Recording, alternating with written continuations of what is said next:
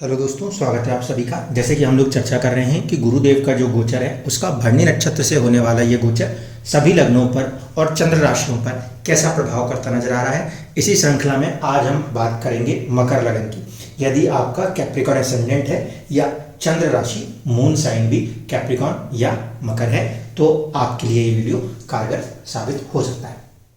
अब इसमें भी मैंने ये शब्द यूज किया सकता है, क्यों? क्योंकि देखिए, जिनके ऊपर गुरु की दशा होगी उनके ऊपर प्रभाव थोड़ा ज़्यादा देखने को मिलेगा। अगर दशा कम होगी, किसी दूसरे ग्रह की होगी, तो ये प्रभाव थोड़ा सा कम महसूस होगा। अब बात ये उठती है कि लगन के हिसाब से गुरुदेव अच्छे हैं या खराब हैं, फल करने आए तो क्या रिजल्ट करने की कोशिश करेंगे। सबसे पहली कंडीशन, इस पर्टिकुलर ग्रह के पास इस लगन के अंदर जो पोर्टफोलियो है, जहां भाव स्वामित्व है, वो है आपका एक तो थर्ड हाउस का और दूसरा आपके 12th हाउस का। 12th हाउस को हम ऐसा मानते हैं कि ये खर्चों को दर्शाता है, विदेशों को दर्शाता है, चिंताओं को दर्शाता है और नींद को भी कहीं ना कहीं प्रभावित करता है, क्योंकि बेडरूम्स को भी दर्शाता है।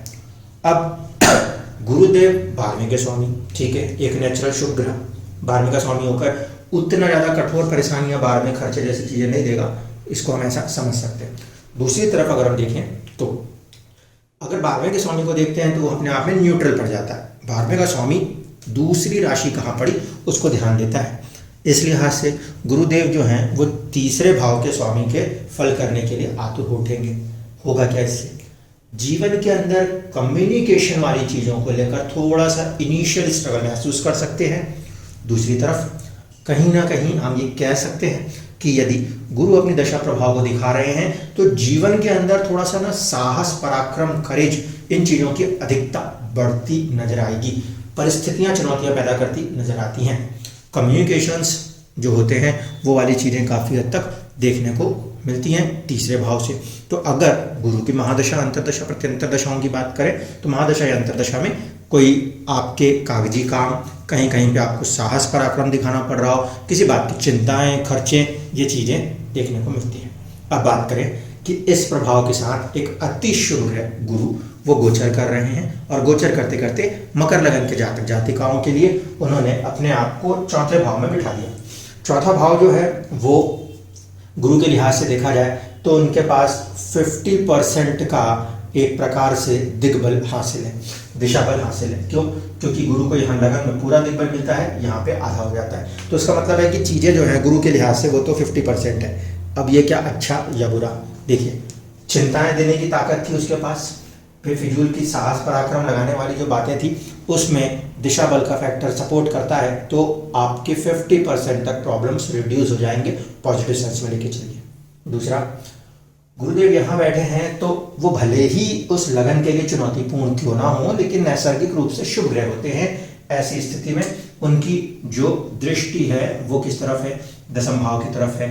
एक दृष्टि कहीं ना कहीं आपके 12th पर है और एक परिवर्तन के 8th हाउस के ऊपर है। तो सबसे पहली कंडीशन तो ये हो रही है कि कहीं ना कहीं इस समय अवधि में जीवन में धीरे धीरे ही सही परिवर्तन की कोशिश नजर आएगी, क्योंकि गुरु की जो दृष्टियां काम करेंगी वो दसम पर, स्टेटस पर एक दृष्टि जो पड़ेगी वो पड़ेगी आपके 12th हाउस पर और एक दृष्टि 8th हाउस पर पड़ रही है।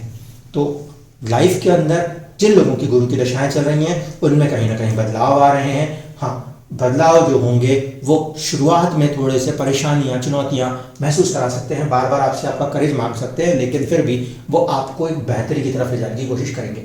अब आ जाइए, गुरु का गोचर भरणी नक्षत्र में, जब भरणी नक्षत्र में गुरु का गोचर होगा तो संबंध जुड़ेगा शुक्र के साथ। शुक्र के साथ जब संबंध जुड़ रहा है इसका मतलब है कि कहीं ना कहीं ग्रह जो है वो प्रभाव करते समय शुक्र के प्रभाव को उस लगन में ध्यान रखेंगे। तो शुक्र का प्रभाव कहाँ पर है? शुक्र का प्रभाव इसमें सीधे सीधे पंचम पर है और कहीं ना कहीं दसम पर है। गुरु का ये प्रभाव, इस नक्षत्र से होने वाला गोचर आप लोगों के जीवन में कई सारी खुशियों को भर सकता है। क्यों? चिंताएं, टेंशन कम होने की कोशिश हो रही है, दिशा बल कमजोर हो रहा है धीरे धीरे आके। और दूसरी तरफ पंचम जो कि प्रेम का भी है, संतान का भी है, विद्या का भी है, क्रिएटिविटी का भी है, तो उन चीज़ों के अंदर एक सपोर्ट बनने की कोशिश होगी। एजुकेशन के ऊपर खर्च हो सकता है, संतान के ऊपर खर्च हो सकता है, प्रेम के ऊपर खर्च हो सकता है। ऐसा मान के चलिए, क्योंकि गुरु जो है वो जहाँ पे भी जोड़ रहा है उन चीज़ों पे थोड़े से खर्चे दिखा सकता है। दूसरा, सीधा सीधा प्रभाव जो है वो 10th हाउस के ऊपर भी आएगा, स्टेटस के ऊपर भी आएगा, तो कहीं ना कहीं जीवन के अंदर आपके जो स्टेटस है उसमें किसी प्रकार के बदलाव की कोशिश होती नजर आएगी। अब अगला, जब इस नक्षत्र से गोचर करेंगे तो वहां पे भी कई सारे चरण हैं। इसमें से जो पहला चरण है 3 डिग्री 20 मिनट का, उसमें थोड़ा सा परेशानी महसूस हो सकती है। क्यों? क्योंकि वो जो चरण है वो सिंह राशि के नवांश में आता है, और इस पर्टिकुलर लगन में, या चंद्र लगन के अंदर बात करें तो सिंह राशि अष्टम में आती है। इस कारण से शुरुआत का जो फेज है वो थोड़ा सा नेचुरल बदलाव का तो होगा, लेकिन एक अकेलापन, एक अजीब सी परिस्थितियों से सामना करते हुए आपको निकलना पड़ सकता है शुरुआत में। इसके बाद जब सेकंड स्टेज आएगी तो उस कंडीशन में कहीं ना कहीं गुरु का जो संबंध है वो भाग्य से जुड़ता हुआ नजर आएगा। बहुत सारी चीज़ें, मान लीजिए विदेशों की जुड़ी हुई चीज़ें हैं, खर्चों वाली चीज़ें हैं, बहुत सारी चीज़ें जो हैं उसके अंदर आपको नेचुरल सपोर्ट मिलता हुआ नजर आएगा जब ये नक्षत्र के दूसरे पद से अपने गोचर को बनाएंगे।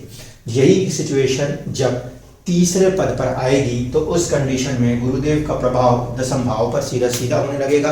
आपके स्टेटस, आपके कार्यक्षेत्र, आपकी जो भी एक इमेज है उसको कहीं ना कहीं सपोर्ट करने की कोशिश करेंगे।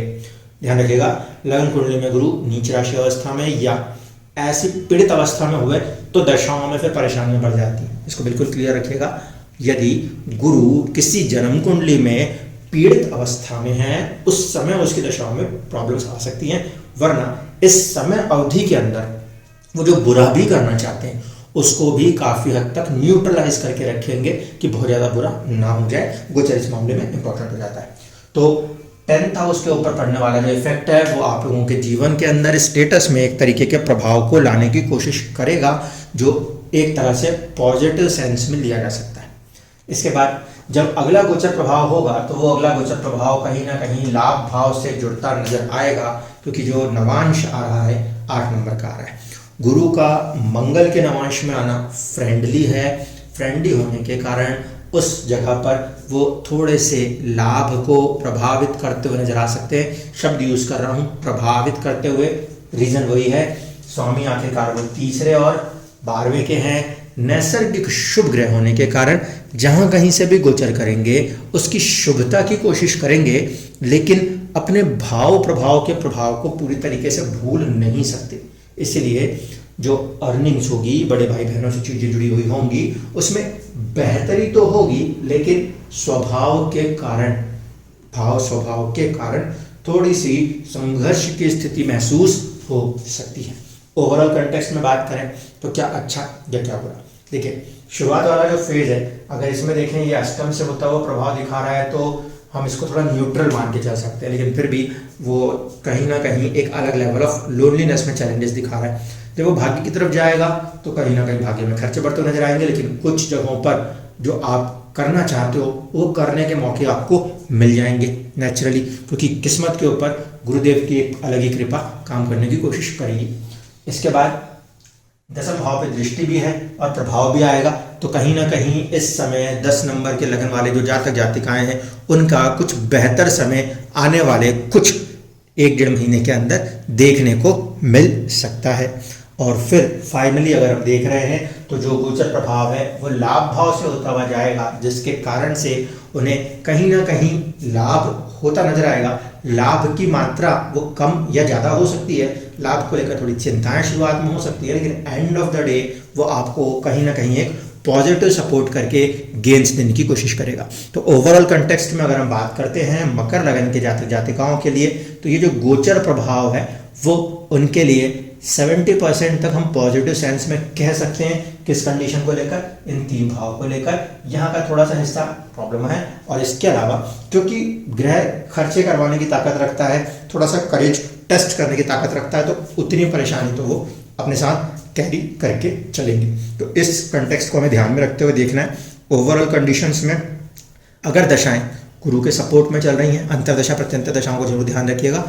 उसको ध्यान में रखते हुए अगर वो चीज़ें प्रभाव करती हैं तो कहीं ना कहीं लाइफ के अंदर बेहतरी करने के एक मौके जीवन में ये गोचर प्रभाव देता नजर आएगा, क्योंकि आखिरकार गुरु का ये प्रभाव आपके पंचम और आपके दशम, जो कि शुक्र इस लगन में राजयोग कारक ग्रह बन जाता है, उसको प्रभावित करता हुआ नजर आ रहा है। इस कारण से कुछ बेहतरी इस लगन के अंदर गुरु के इस गोचर चरण में जाने पर होती नजर आएगी। धन्यवाद।